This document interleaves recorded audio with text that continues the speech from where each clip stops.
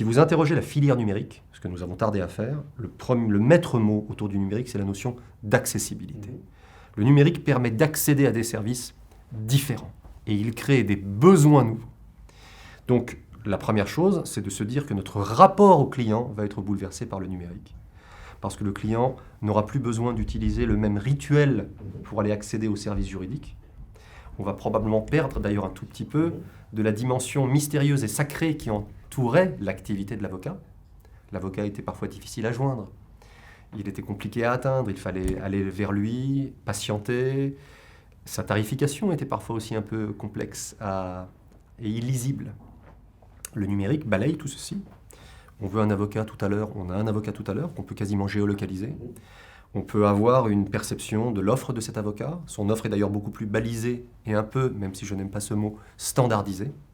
On doit reconnaître désormais qu'une partie de nos activités est justement suffisamment balisée pour pouvoir lui attribuer un coût fixe, là où l'avocat s'imaginait en toutes circonstances comme un tailleur sur mesure. Donc tout ceci sont des apprentissages nouveaux pour notre profession et qui viennent bouleverser le rapport qu'on entretenait à notre client, aller vers lui partager avec lui de l'information, la notion de knowledge management, de mettre à disposition du client un certain nombre de savoirs qui sont aujourd'hui de libre parcours.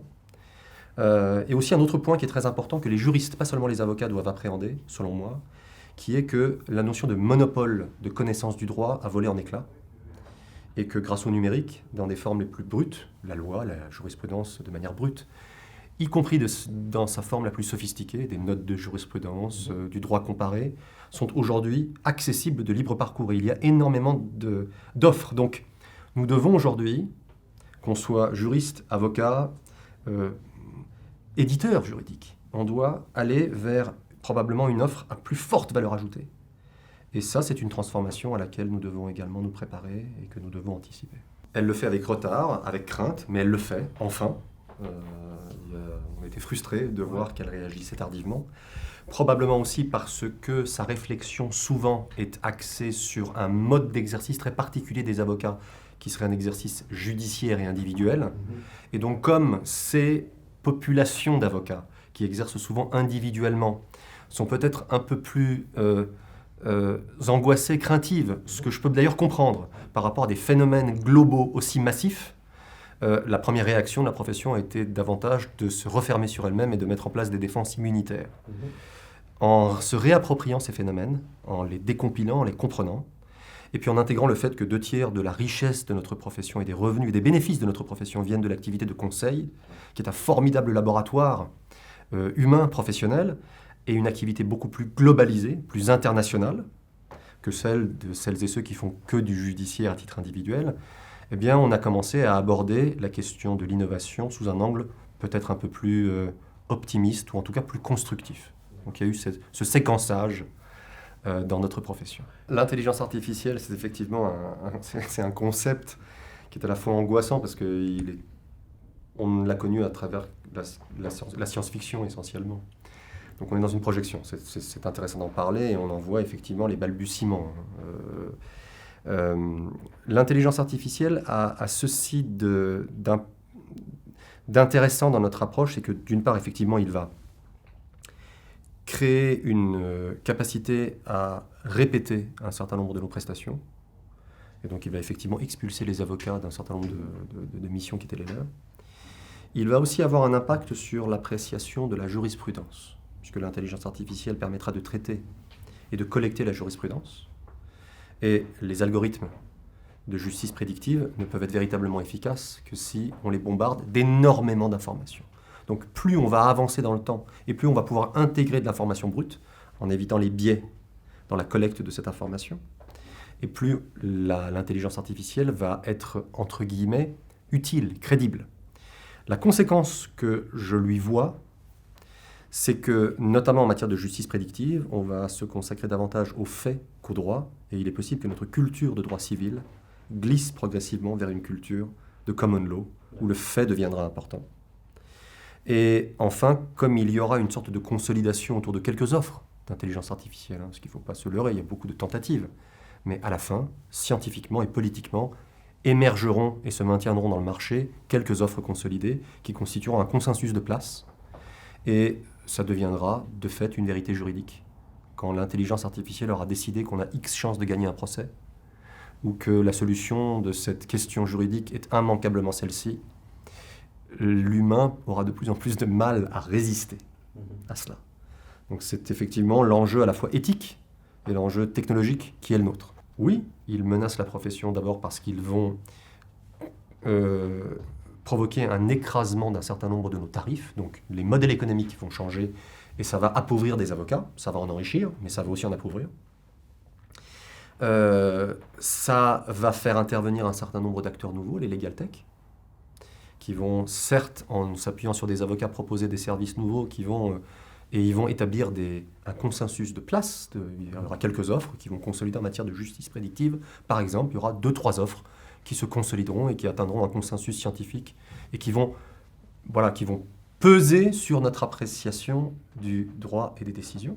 Voilà, il y aura des phénomènes de concentration.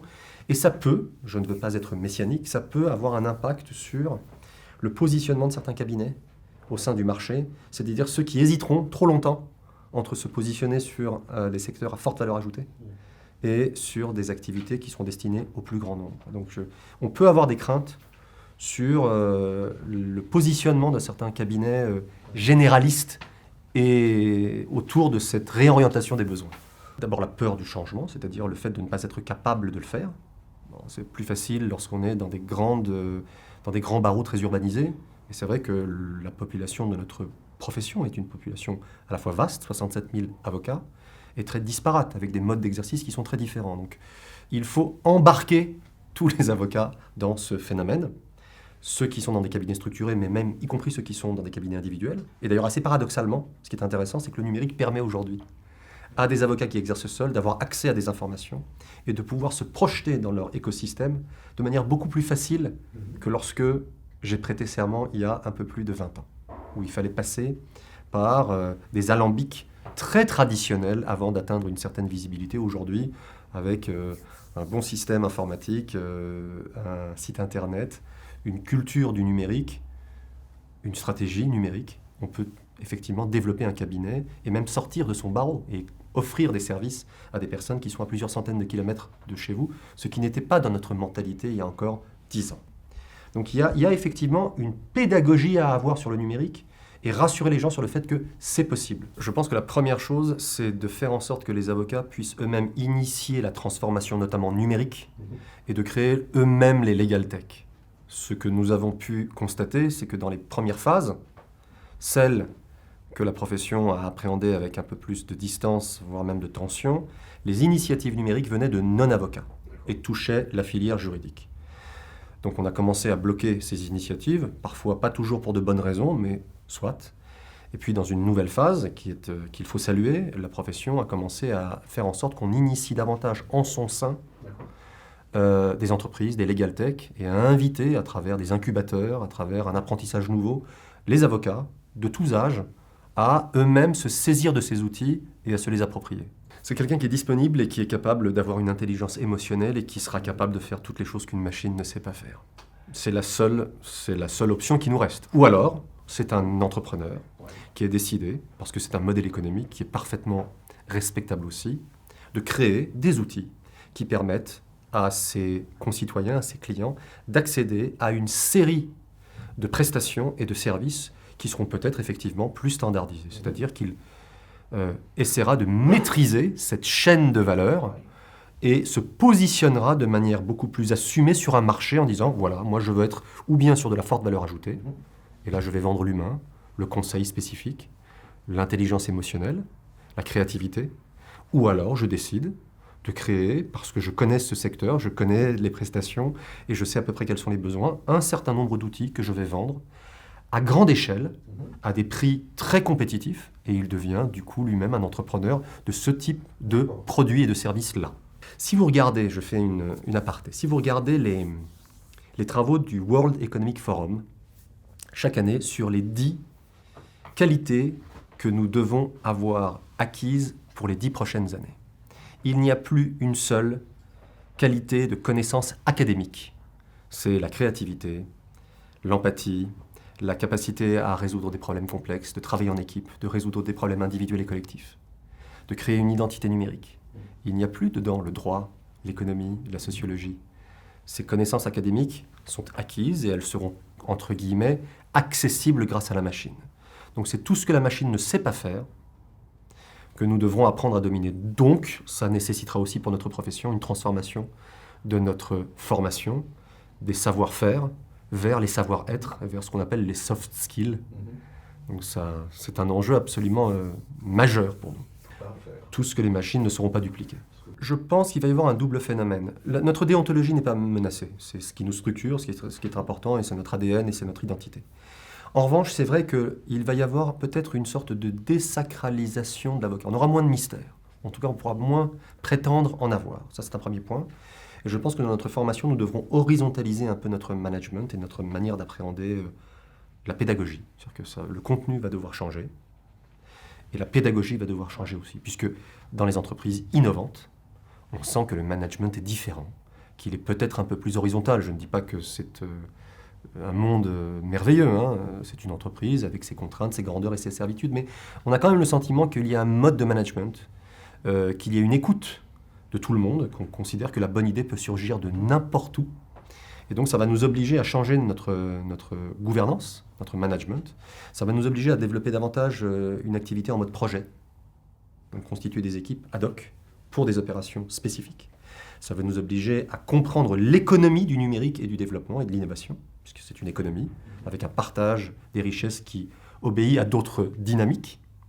Ça va nous obliger à réfléchir à l'interprofessionnalité, puisque c'était quelque chose qu'on ne faisait pas. Or, le numérique et les legal tech posent la question, et elle a déjà été abordée par la loi récemment, de l'interprofessionnalité, c'est-à-dire de plateformes uniques et de guichets uniques qui permettent d'appréhender tous les besoins de l'entreprise. Ça va poser la question d'amener dans notre périmètre des non-juristes, ce qui est encore un peu différent de l'interpro, puisque souvent l'interpro est conçu au sein de la famille des juristes, oui. Donc des codeurs, des web designers, des legal designers, des knowledge managers, des personnes qui sont là pour transformer la connaissance et la partager. Donc il y a tout un écosystème qui va se reconstituer et notre formation doit être à jour de ça. Je pense que si on est un tout petit peu attentif, on va avoir tendance à aller recruter des personnes qui ont déjà une certaine sensibilité sur ces sujets. Nos plus jeunes confrères en ont déjà une. Ils ont été baignés dans cette culture des réseaux sociaux, par leur âge, etc. Ce sont des outils qu'ils maîtrisent. Mais néanmoins, ça ne se limite pas qu'à ça. Comprendre à peu près comment fonctionne un algorithme, être capable d'expliquer ce que c'est que la blockchain, comment est-ce que la crypto-monnaie se constitue, se fabrique, quels sont ses enjeux. Avoir une vraie approche entrepreneuriale de notre activité, c'est-à-dire être capable de réimaginer son modèle économique aussi souvent que nécessaire, et aussi avoir une vraie compétence en matière de management. C'est marrant, mais la notion de management était une question qui était peut-être presque secondaire dans notre profession. On devait avoir une culture juridique, bien entendu, une culture économique, idéalement, une culture marketing aussi. Et puis la notion du management, c'est-à-dire d'organiser physiquement et presque politiquement le flux des informations et le pouvoir au sein de l'entreprise, de nos entreprises de droit, que sont nos cabinets, est quelque chose qui était probablement un tout petit peu plus secondaire. Et je pense qu'il est devenu absolument essentiel. C'est-à-dire que l'imaginaire de notre manière de travailler est une qualité que nous devons chercher aussi chez nos confrères, et on doit les former à ce sujet.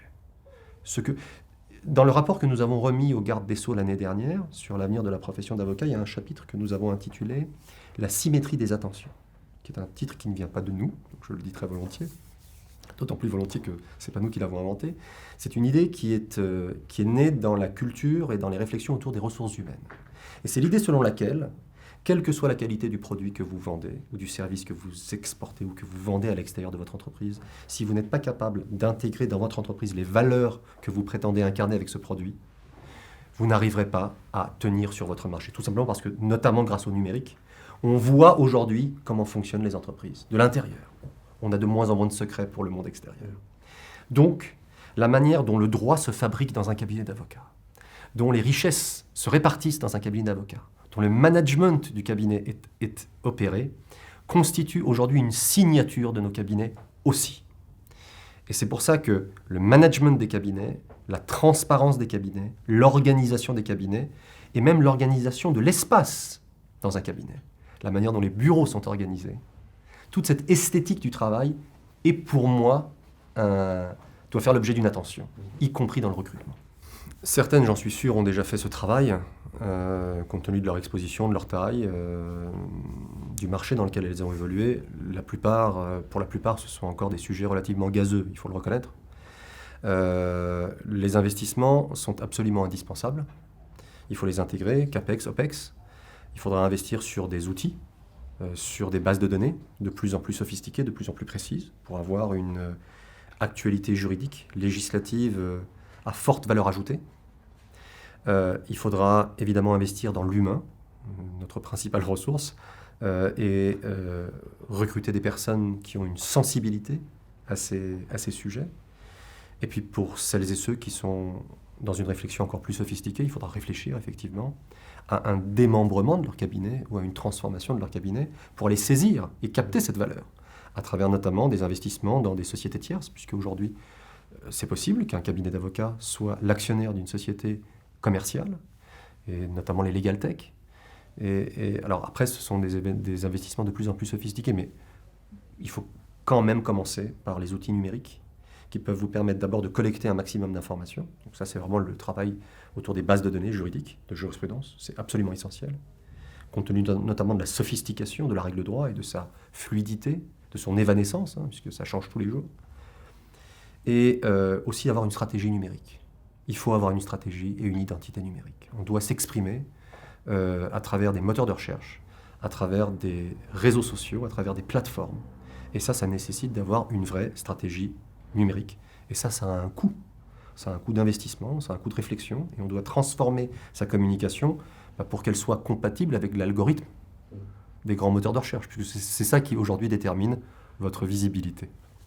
Et je pense que la question quand même, pour le coup, de la mutualisation des moyens est absolument essentielle. C'est-à-dire qu'il faut le reconnaître aujourd'hui, mais pour des raisons qui ne sont pas seulement liées au numérique. L'exercice individuel de l'avocat est, selon moi, quasiment condamné. Il faudra avoir beaucoup de courage pour appréhender la profession à travers un prisme individuel désormais. Il vaut mieux, compte tenu de sa complexité, des enjeux, de la charge mentale de cette profession, qui a atteint, à mon avis, des niveaux inégalés, compte tenu du stress, de l'engagement des avocats. Je ne prétends pas qu'on fait le métier le plus difficile au monde, mais c'est un métier difficile.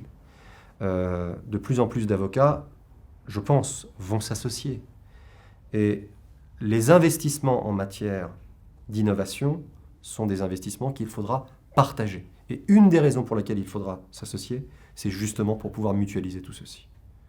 Donc effectivement, il y aura des coûts fixes, incompressibles et incontournables.